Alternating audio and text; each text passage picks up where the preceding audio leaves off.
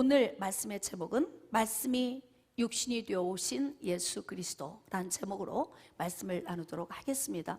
여러분, 지금 우리는 사순절 기간을 지내고 있습니다. 예수 그리스도가 이 땅에 오신 이유, 그리고 예수 그리스도가 3년 반 동안 공생애를 지내셨던 과정, 그리고 예수 그리스도께서 십자가를 지시고 피를 흘려 죽으시고 또 무덤에 들어가신 지 사흘 만에 부활하신 또 그 생명이신 예수님, 그리고 예수님이 40일 동안 제자들과 함께 하시다가 또 하나님 보호자 우편으로 승천하셨던 사건, 이와 같은 일련의 사건들을 사순절 기간 동안에 다뤄보려고 합니다. 요한복음 1장 1절 말씀 우리 함께 큰 소리로 합독하시겠습니다. 시작. 태초에 말씀이 계시니라. 이 말씀이 하나님과 함께 계셨으니 이 말씀은 곧 하나님이시니라. 사도 요한이 요한복음을 기록하면서 가장 첫 번째 감동에 의해 기록된 말씀이 계시니라. 이 내용은 그 누구도 기록한 사람이 없어요. 유일하게 사도 요한 한 사람입니다. 여러분, 성령의 감동 감화는 한 분 하나님이 많은 사람에게 감동을 주셔서 당신의 목적을 이루어 가시거든요. 그런데 각 사람에게 주시는 것이 다 달라요. 지금 사도 요한을 통해서 말씀에 대한 것을 계시하고 계시는 겁니다. 이 말씀이 하나님과 함께 계셨으니 이 말씀은 곧 하나님이시라. 그러면 하나님이 계시고 말씀도 계시고 여러분이 계신 것 같은데 조금 묵상해 볼 필요가 있어요. 말씀이 계시는데 태초에 계셨고 이 말씀은 곧 하나님이시라는 거예요. 그런데 그가 태초에 하나님과 함께 계셨대요. 하나님과 함께 계셨다라는 건 존재 자체가 구별이 되는 거예요. 우리는 그것을 삼위일체다 이렇게 이야기를 하죠. 그러니까 하나님과 함께 계신 말씀에 대해서 사도 요한이 지금 소개를 하고 있는데, 3절에 만물이 그로 말미암아 지은 바 되었으니 지은 것이 하나도 그가 없이는 된 것이 없느니라. 우리는 천지창조의 말씀을 창세기 1장 1절에서부터 접하고 있지요. 태초에 하나님이 천지를 창조하시니라. 우리는 이렇게 접했단 말이에요. 근데 지금 사도 요한은 뭐라고 기록되어 있냐면 그가 없이는, 그는 누구를 말하고 있어요?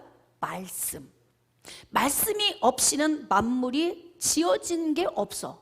그러니까 지금 말씀으로 말미암아 모든 만물이 지어졌고 지은 것이 하나도 말씀 없이는 이루어질 수 없었다 이렇게 기록하고 있습니다. 그래서 오늘 그 말씀, 그라고 표현한 그 말씀을 좀 알아보려고 하는 거예요. 그러면 이제 말씀이 천지를 창조하셨다 기록하고 있잖아요. 제가 선포하면 여러분은 아멘으로 화답해 주시기 바랍니다. 어떻게 창조 시에 말씀이 역사하기 시작하셨는지, 창세기 1장 3절 하나님이 이르시되, 하나님이 말씀하시되 빛이 있으라 하시니 빛이 있었고, 다시 빛이 있으라 하시니 빛이 있었고. 누가 역사하신 거예요? 말씀이 역사하신 거예요. 창세기 1장 6절 하나님이 말씀하시되 이르시되 물 가운데 궁창이 있어 물과 물로 나뉘라 하시고, 다시 물과 물로 나뉘라 하시고. 누가 역사하신 거예요? 말씀. 창세기 1장 9절 하나님이 이르시되 천하의 물이 한 곳으로 모이고 묻이 드러나라 하시니 그대로 되니라. 그대로 되게 하신 분이 누구예요? 말씀이에요. 창세기 1장 14절 하나님이 이르시되, 즉 말씀하시되 하늘의 궁창에 광명체들이 있어 낮과 밤을 나누게 하시고 그것들로 징조와 계절과 날과 해를 이루게 하라. 넷째 날, 말씀이 넷째 날을 창조하신 거예요. 그 다음에 창세기 1장 20절 하나님이 이르시되, 다섯째 날에 창조가 기록되어 있는데요. 물들은 생물을 번성하게 하라. 땅 위에 하늘의 궁창에는 새가 나르라 하시고. 아멘. 누가 만드신 거예요? 말씀이 하셨다 이 말이에요. 말씀. 지금 사도 요한은 요한복음 1장 1절이 시작되면서부터 말씀에 대해서 우리에게 지금 소개하고 있습니다. 자, 창세기 1장 24절 하나님이 이르시되 즉 말씀하시되 땅은 생물을 그 종류대로 내되 가축과 기는 것과 땅의 짐승을 종류대로 내라 하시니 그대로 되니라. 여섯째 날에 창조 사역 누가 하신 거예요? 말씀이 하신 거예요. 말씀이. 그런데 지금 말씀이 하셨는데 사도 요한은 뭐라고 기록하고 있냐면 태초에 말씀이 계시니라. 이 말씀이 하나님과 함께 계셨으니 이 말씀은 곧 하나님이시니라. 두 분의 존재가 있는 것 같은데 두 분의 존재를 한 분으로 소개하면서 둘을 또 소개하고 있는 거예요. 뭘까 이게? 뭘까? 우린 좀 궁금해져야 할 필요가 있습니다. 자, 창세기 1장 29절 하나님이 이르시되 내가 온 지면에 씨 맺는 모든 채소와 씨 가진 열매 맺는 모든 나무를 너희에게 주노니 너희의 먹을거리가 되리라. 먹을거리도 주셨어요. 누가 하신 거예요? 말씀이 하셨다 이 말이에요. 지금 이것을 사도 요한은 창세기 1장에서 창조 사역을 하신 하나님에 대해서 기록했는데 그 하나님이 바로 누구시냐면 말씀이셨다. 근데 이 말씀이 하나님과 함께 계셨다. 이렇게 기록을 하고 있습니다. 자, 그 다음 사도 요한은 뭘 소개하고 있을까요? 요한복음 1장 4절 이하 그 안에 생명이 있었으니 다 어디 안에? 말씀 안에. 여러분이 이 말씀을 들으시면서 그림을 잘 그리셔야 됩니다. 그리고 말씀을 들으시면서 여러분이 깨닫는 은혜가 있어야 되는 거예요. 자, 그러면 말씀 안에 그 안에 생명이 있었다. 그런데 이 생명은 사람들에게 비추는 빛이다. 이렇게 기록하고 있어요. 그런데 빛이 어둠에 빛이 돼 어둠이 깨닫지 못하더라. 자, 여기에서 지금 하나님이신 말씀, 말씀이신 하나님, 그 말씀 안에는 생명이 있는데 그 생명은 빛으로 지금 소개를 하고 있고요. 그 빛이 사람들에게 비치는 빛이 되었는데 어둠이 깨닫지 못했다. 그럼 이 말씀의 의미를 보면은 하나님은 빛이시고 인간은 어둠에 거한다. 이것을 우리가 이제 그림으로 그릴 수 있는 거예요. 왜 인간이 어둠에 거하는 거예요? 아마 불신자들에게 여러분들은 지금 어둠에 거하고 계십니다. 그러면 굉장히 화를 낼 거예요. 어둠이 보이나? 안 보여요. 에? 내가 살고 있는 삶 열심히 먹고 돈 벌고 자녀 낳고 그냥 나이 먹으면서 인생의 삶을 신나게 살고 있잖아요. 그러니까 내가 어둠에 있다라고 하는 이 개념 자체도 없이 사는 사람들 아닙니까? 그런데 지금 말씀은 곧 생명이고 생명은 곧 사람들에게 빛으로 임했는데 이 빛이 어둠에 비춰졌는데 어둠이 깨닫지를 못했다는 거예요. 깨닫지 못했다는 의미가 무엇일까요? 전혀 인지가 안 되는 거예요. 지금 불신자들이 살아가는 삶이 전혀 인지가 안 되는 삶을 살고 있거든요. 왜 인지가 안 되느냐? 저와 여러분은 왜 빛이 인지가 되는데 그들은 왜 안 되느냐? 우리는 느껴지는데 왜 그들은 느껴지지 않느냐? 우리는 성령의 감동 감화에 의해서 빛이 우리에게 비춰지는 것을 감동 감화로 깨달아지기도 하는데 왜 그들은 그것을 알지 못하는가? 죄의 문제 때문에 그렇습니다. 여러분, 이 땅에 태어난 사람이 왜 다 죄인일까요? 왜 다 죄인일까요? 유전된 죄 때문에 그렇습니다. 유전이 됐다는 건요, 우리가 이제 그 생물학적인 그 혈육 관계를 보면 닮잖아요. 그렇죠? 닮아. 그 닮는 게 뭐예요? 유전돼서 그래요. 유전 인자가 그 안에 같이 오기 때문에 어쩌면 걷는 모습도 닮고 말하는 것도 닮고 먹는 것도 닮고 생긴 모습도 닮고 다 닮잖아요. 우리가 태어나면서부터 죄인으로 태어나는 이유는 최초의 사람 아담의 범죄로 인해서 그 죄가 아담 안으로 들어왔고 아담이 낳은 자녀 안에 죄가 장착돼서 태어나게 되는 거예요. 그러니까 죄와 무관하게 살 수가 없고 죄로 말미암아 하나님과 단절되었기 때문에 어둠에 속한 자가 되는 거예요. 그러니까 예수 그리스도 안에서 구원받지 않은 사람들은 태어나면서부터 어둠에 속한 자이고 어둠의 영역을 총지휘하고 있는 마귀에게 속한 삶을 살게 되는 것입니다. 어둠에 속한 사람들은 생명으로 오신 예수님을 깨닫지 못했다, 그렇게 기록하고 있어요. 왜? 죄로 말미암아 죽어 있기 때문에 그래요. 창세기 3장 9절 이하, 여호와 하나님이 아담을 부르시며 그에게 이르시되 네가 어디 있느냐. 지금 이 말씀은 아담과 하와가 선과 악을 알게 하는 나무의 열매를 따서 먹은 후, 범죄한 이후, 그리고 난 다음에 자꾸 어디론가 숨는 거예요. 무화과 나무 잎을 엮어서 자기의 수치스러운 부분을 가리게 되고, 그리고 자꾸 숨어 어디론가 뒤로 계속 숨는 거예요. 하나님은 그 광경을 다 지켜보시고 아시잖아요. 하나님이 부르시는 거야. 아담아, 아담아, 어디 있느냐? 어디 있느냐? 그런데 아담이 뭐라고 대답해요? 내가 동산에서 하나님의 소리를 듣고 내가 벗었으므로 두려워하여 숨었습니다. 자, 누가 너의 벗었음을 내게 알렸느냐? 내가 내게 먹지 말라 명한 그 나무 열매 내가 먹었느냐? 하나님께서 동산 중앙에 선과 악을 알게 하는 나무에 열매를 만들어 놓으셨어요. 그리고 나서 하나님께서 아담에게 명령하셨습니다. 모든 나무의 열매는 네가 알아서 다 임으로 먹어도 돼. 그러나 선과 악을 알게 하는 나무의 열매는 먹으면 반드시 죽게 될 거야. 고민해 볼까요? 선과 악을 알게 하는 나무를 동산 중앙에 심어 놓으신 이유가 뭘까요?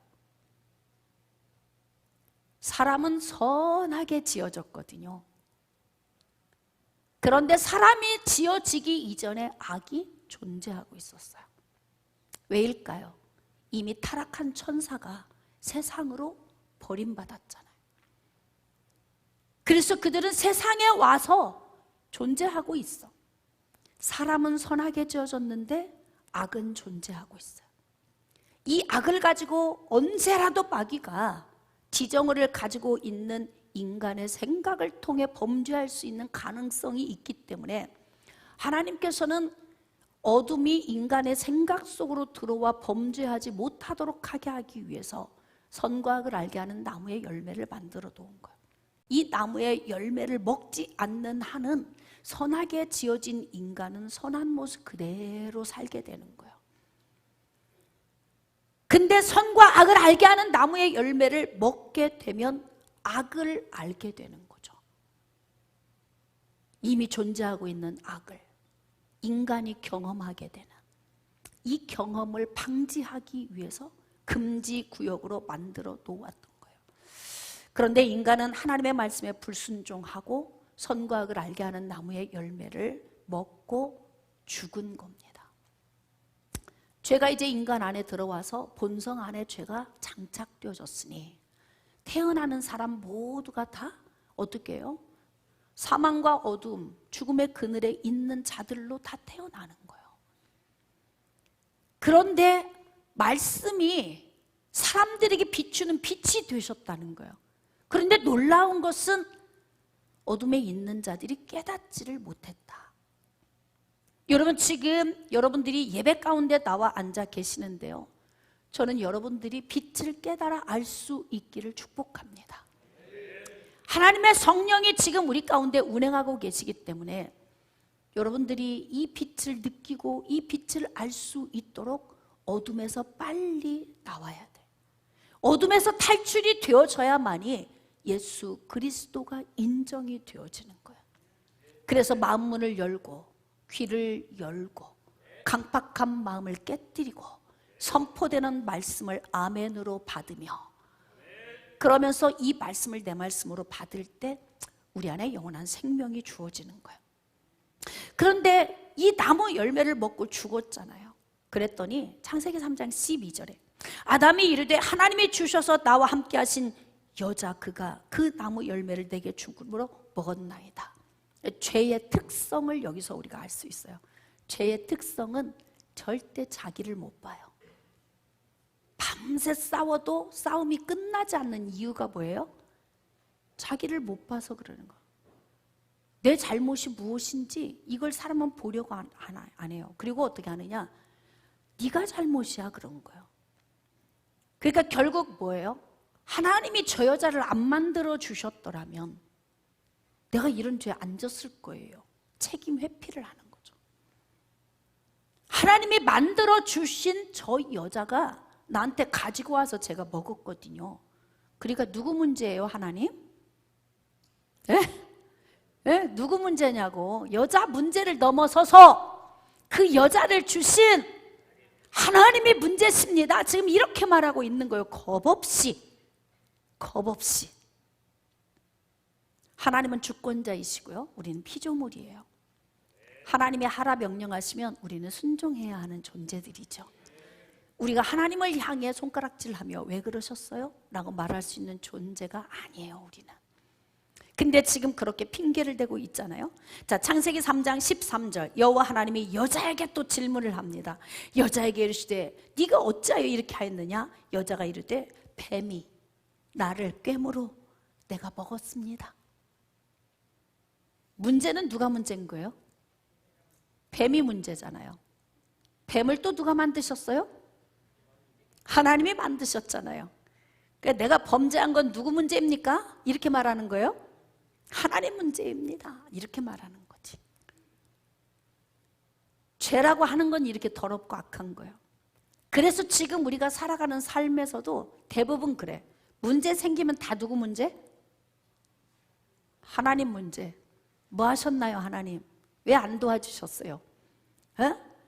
하나님, 우리가 이렇게 될 때까지 왜 저를 방치해 놓으셨어요? 그럼 모든 인생의 선택은 내가 해놓고, 그리고 모든 원인은 하나님께로 돌리는. 그러니까 모든 것을 자꾸 하나님에게 핑계를 대지 말고, 우리가 우리 인생의 삶을 살 때 내가 무엇이 문제인가, 어디서부터 이 문제가 출발되었는가를 자꾸 봐야 되는데요, 이 죄인들의 특성이 그렇다고. 그러니까 시편 14편 1절 말씀에 보면 하나님이 없다 하는 자들은 어리석은 자다. 왜 없다고 말하는 거예요? 당신이 어디서 왔는데? 누가 만들었는데? 어떻게 내가 이 땅에 오게 되었는데? 이건 생각하지도 않아요. 그게 인간의 강팍함이거든요. 그래서 하나님이 없다고 말하는 거예요. 그러니까 마귀가 그들을 꽁꽁 묶고 있어요. 그래서 칠흑 같은 어둠에 그들을 집어넣고 있어요. 빛이 와서 사람들에게 비치는데 깨닫지 못하더라. 오늘 여러분이 깨달아지면 여러분은 복입니다. 이 자리에 앉아서 말씀을 듣는데 깨달아지지가 않아요. 그리고 도대체 뭐가 뭔지 모르겠어요. 그리고 별로 듣고 싶지도 않아요.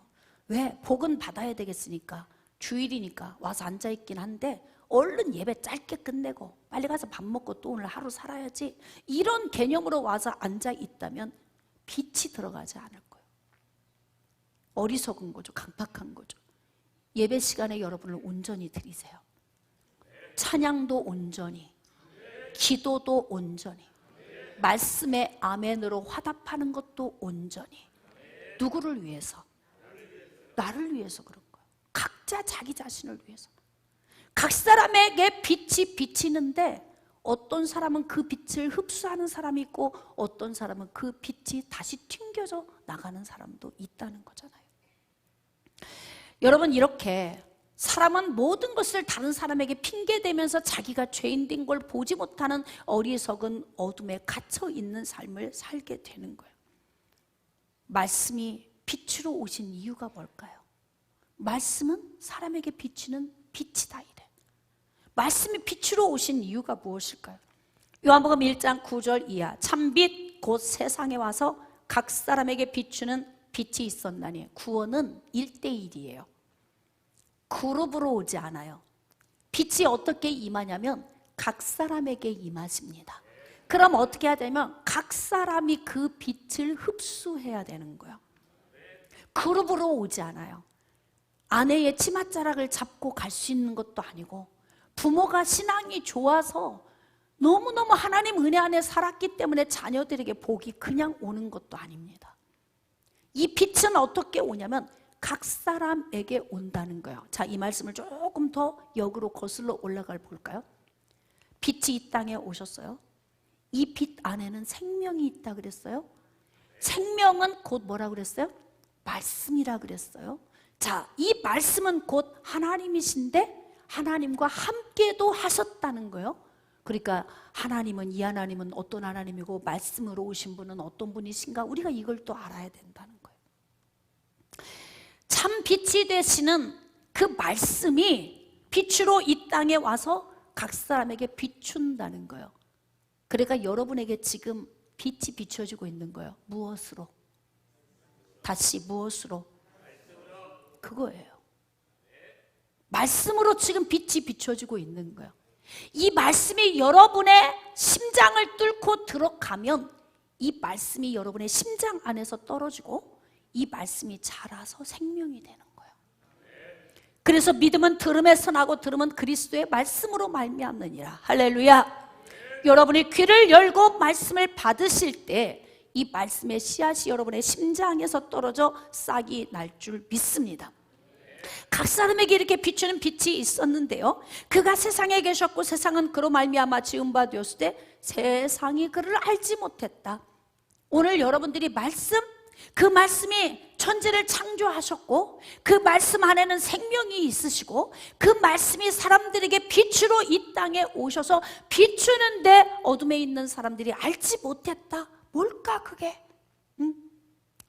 자기 땅에 오매 자기 백성이 영접하지 아니하였다. 자기 땅이 어디를 말씀하시는 걸까요? 이스라엘의 땅. 지금 현 시점으로 우리가 이해를 한다면 구원받을 사람들이 거하고 있는 그 땅. 하나님이 구약에서 일하실 때에는 가나안 땅을 설정해 놓으시고 그 땅에서 12지파를 통해 민족을 세우셨고요, 그리고 그 12지파 안에 유다 지파의 자손으로 예수 그리스도를 예비해 놓으신 거예요. 그들이 민족을 이뤄야 했고 민족을 이뤄야만이 예수 그리스도가 오시는 준비가 되기 때문에 그들에게는 땅이 필요했던 거예요. 그래서 하나님께서는 이스라엘이라고 하는 그 가나안 땅을 설정해 놓으시고 당신의 이 계획을 이루어 가셨던 거예요. 지금은 자기 땅이 어디일까요? 이방인에게까지 보편적으로 복음이 전파되었기 때문에 사람이 살고 있는 모든 땅은 복음이 들어갈 하나님의 땅입니다. 깨달아지시면 아멘. 근데 자기 땅에 오는데 자기 백성이 영접하지 않았다. 12지파를 통해 민족을 이루고 예수 그리스도가 오시는 통로로, 선민으로 쓰임받은 자들이요, 예수님을 알아보지 못했다는 거. 이게 문제인 거예요. 그런 죄인을 구원하기 위해서 말씀이 빛으로 오셨고 그 말씀 안에 있는 생명을 불어 넣어 주시려고 이 땅에 오셨는데 그분을 아는 자가 없었다. 인정을 안 했다는 거잖아요. 자, 12절. 영접하는 자 곧 그 이름을 믿는 자들에게는 하나님의 자녀가 되는 권세를 주셨으니. 말씀이 빛으로 오신 목적, 이유가 뭐예요? 하나님의 자녀가 되는 권세를 주시려고 오셨다는 거예요. 그러니까 지금 우리가 구원을 받은 것은 무엇으로 받았어요? 말씀을 들으면서 믿음 때문에 구원을 받은 거예요. 우리는 예수 그리스도를 본 적이 없어요. 맞습니까? 구약의 성도들도 오실 여자의 후손을 본 사람이 없어요. 예수님이 오셨던 33년의 기간에 본 사람 이외에는 예수님을 본 사람이 없어요. 그럼에도 예수 그리스도가 믿어지는 은혜 안에 우리가 들어간 이유가 무엇입니까? 자기 땅에 무엇으로 오셨어요? 말씀으로 오셨어요. 그래서 여러분이 가는 곳마다 말씀을 선포해야 되는 거예요. 복음을 선포하시기를 축복합니다. 말씀은 곧 생명입니다. 말씀은 곧 빛입니다. 말씀은 곧 능력입니다. 그러므로 이 말씀이 자기 땅에 오셨고 자기 백성에게 비춰지는데 이 말씀을 받는 자들이 없었다는 거예요. 근데 우리는 지금 이 말씀을 받고 아멘으로 화답하고 말씀이시고 생명이시고 빛으로 오신 그분, 그가 하나님과 함께 계셨고 그로 말미암아 만물이 지은 바 되었고 그가 없이 지어지지 않은 것이 하나도 없더라. 할렐루야. 그러니까 그 말씀의 능력이 우리에게 지금 선포되고 있을 때 우리에게 빛이 비춰지는 것이고 그 말씀이 선포될 때 생명이 우리에게 지금 주입되고 있는 것입니다. 깨달아지시면 아멘. 다시 말하면 빛으로 말씀이 오신 이유는 하나님의 자녀가 되는 권세를 주시려고 그랬다는 거예요. 하나님께서 창세전부터 예정해 놓은 영혼들에게 빛 되신 말씀으로, 생명 되신 말씀으로 선포하게 하신 거예요. 그래서 그 말씀을 들으면서 어떻게 하느냐? 하나님의 자녀가 되는 특권을 얻게 되는 거예요. 여러분은 어떻게 하나님의 자녀가 되는 특권을 얻으셨습니까? 대통령 자녀만 돼도 얼마나 큰 특권을 누리고 삽니까? 근데 우리는 하나님의 자녀가 되는 권세를 얻었어요. 자유하시기를 축복합니다. 행복하시기를 축복합니다. 복된 삶을 사시기를 축복합니다. 신앙은 종교적 행위가 아니에요. 신앙은 하나님과 동행하며 사는 거예요. 그분의 말씀을 적용하고 그분과 함께 친밀하게 움직이고 그분 안에서 인생의 삶에 먹고 마시고 동고동락하며 그분이 주시는 그 평안과 기쁨과 감사의 삶을 누리며 사는 것. 할렐루야. 그러니 우리가 받은 이 특권이 얼마나 놀랍습니까?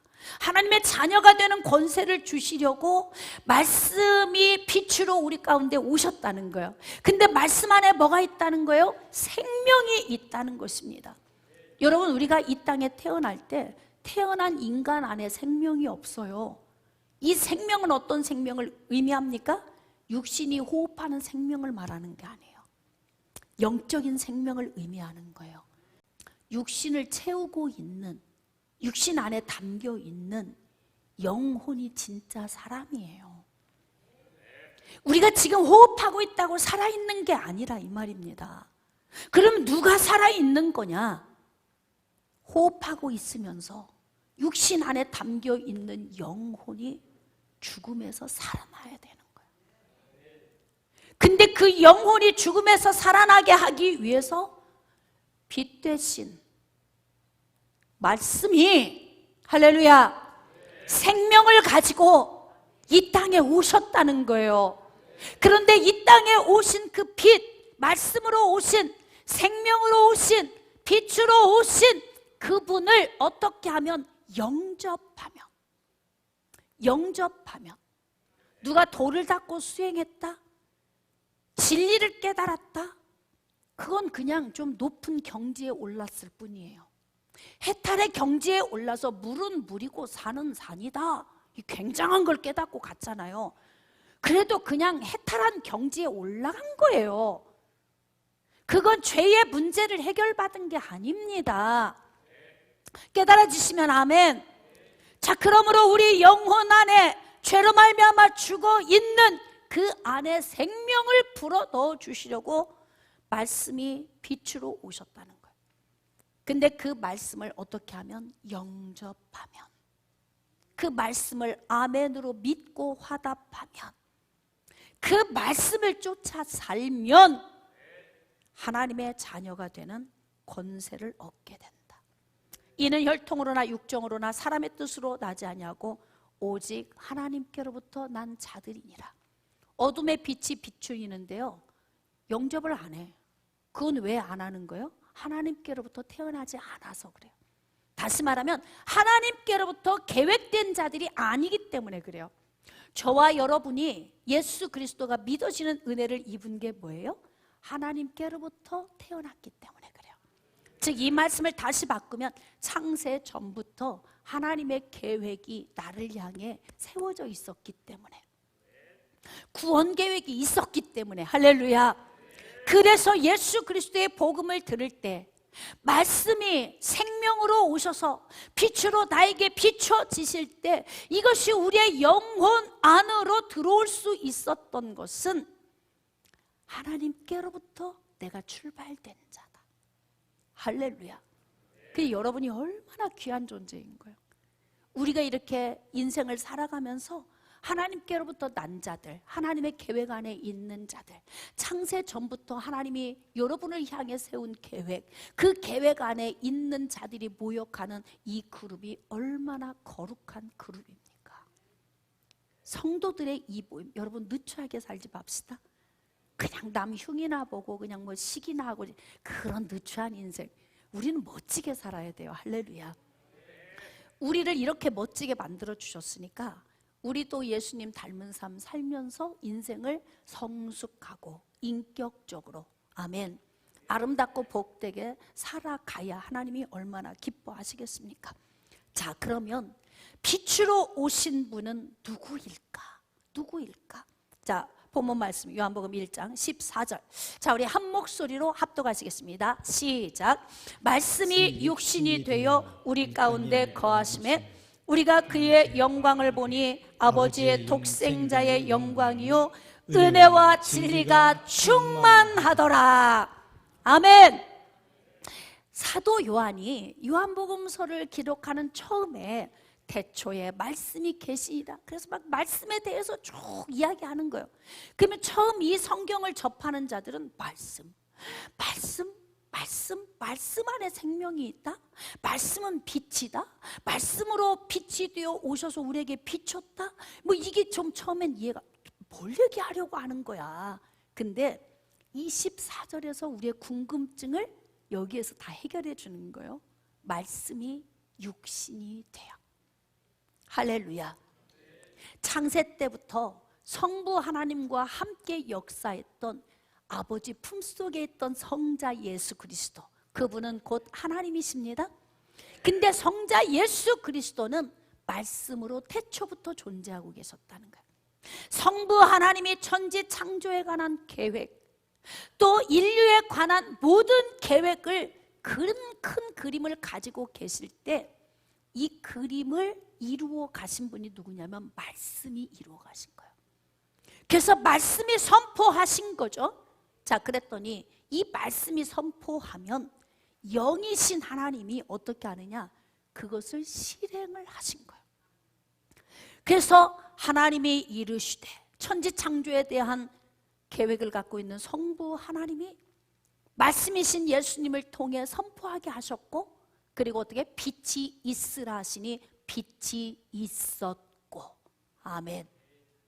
성부 하나님, 성자 예수님, 성령 하나님, 삼위일체 하나님이 창세 전부터 스스로 계신 분으로, 할렐루야, 이렇게 놀라우신 계획을 가지고 저와 여러분을 이렇게 두고 보기에도 아까운 존재로, 하나님의 자녀가 되는 권세를 우리에게 쏟아부어 주신 거 아닙니까?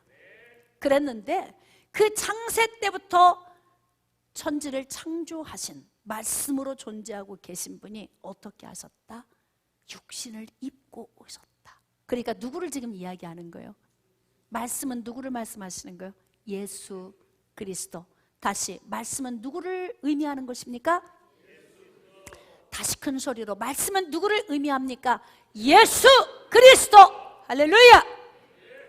예수 그리스도. 여러분, 창세기 3장 15절, 여자의 후손으로 예언되어 있던, 계획되어 있던 그 주인공, 창세기 3장 15절의 여자의 후손, 말씀으로 선포되었던 그 말씀이 육신으로 우리에게 다가오신 거예요. 그래서 2000여 년 전에 성령으로 잉태되어서 동정녀 마리아를 통해서 이 땅에 오신 분은 곧 말씀이시고, 말씀이신 그 안에 생명이 있으시고, 생명이신 그분은 빛으로 우리 가운데 오셨는데 어떤 모습으로 오셨느냐? 육신을 입고 오셨다. 육신을 입고 오신 예수 그리스도, 그분은 저와 여러분을 위하여 피를 흘리기 위해 오신 거예요. 레위기 17장 11절 말씀에 생명이 피에 있으므로 피가 죄를 속하느니라. 이 영적 원리를 보세요. 몸에서 피가 몇 프로만 빠져나가도 사람의 생명이 끝나요. 그만큼 피가 중요해요. 근데 그 피, 죄가 없으신 예수 그리스도의 피를 우리에게 흘려 보내시려고, 그래서 육신을 입고 오시게 하셨다. 누가? 말씀이. 사도 요한은 그 말씀을 어떻게 호칭하고 있냐면 그가 존재가 있다는 거예요. 존재가. 그래서 빛으로 오신 그분은 바로 육신으로 오신 예수 그리스도이고, 예수 그리스도는 하나님 품속에 있는 독생하신 성자 하나님이시다. 깨달아지시면 아멘. 우리는 지금 사순절 기간을 지내고 있는데요, 여러분 이 기간에 뭐 굳이 막 슬퍼하라 아파하라 그걸 의미하는 건 아니에요. 주님 안에서 기뻐하고 즐거워하고 행복한 시간을 살면서 특히 우리는 사순절 기간에 그 십자가의 그 은혜에 감사하며 가야 돼요. 저 그 십자가, 나를 위해 죽으시기 위해서 오셨잖아요. 그 분 때문에 우리가 영생을 얻었잖아요. 그래서 우리는 영원한 생명 가운데 나아가게 되잖아요. 내가 누구이기에, 여러분이 누구이기에, 무엇이기에, 하늘에 있는 해와 달과 별들 이렇게 보니 내가 뭐지? 내 존재가 어떤 존재이기에 이렇게 하나님이 나를 사랑하시는가? 우리를 사랑하시는 뜨거운 열망이 말씀이 육신이 되게 하셨습니다. 그 육신이 되신 예수 그리스도는 죽음에서 저와 여러분을 건지셨습니다. 그리고 영원한 삶을 우리에게 보장, 할렐루야, 영원한 삶을 보장받으셨습니까? 보장받으신 것을 확신하십니까? 그렇다면 말씀이 육신이 되어 오신 예수 그리스도에게 감사와 영광의 박수 우리 한번 올려드립시다. 아멘, 할렐루야. 죽기 위해 오신 예수님, 그 예수님 사랑합니다. 그 예수님 바라보고 갑시다. 말씀을 좀 정리하겠습니다. 말씀으로 오신 예수 그리스도, 하나님 품속에 있는 독생자 예수 그리스도가 이 땅에 오셨던 목적은 바로 뭐냐면 하나님의 자녀가 되는 권세를 저와 여러분에게 주시기 위함이셨습니다. 그 은혜를 얻었으니 누구를 위해 살자? 예수님 위해 살자. 할렐루야. 은혜 아니면 안 된다고 우리가 찬양했잖아요. 그러니까 그 찬양에 걸맞도록 이제 나를 위해 오신 예수님 은혜를 받았으니까 우리도 예수님 위해 살자, 이 마음의 각오를 가지고 말씀이 육신이 되어 오신 그 예수님, 길과 진리와 생명 되신 예수님 안에서 복된 삶을 살아드리시기를 주님의 이름으로 축복합니다.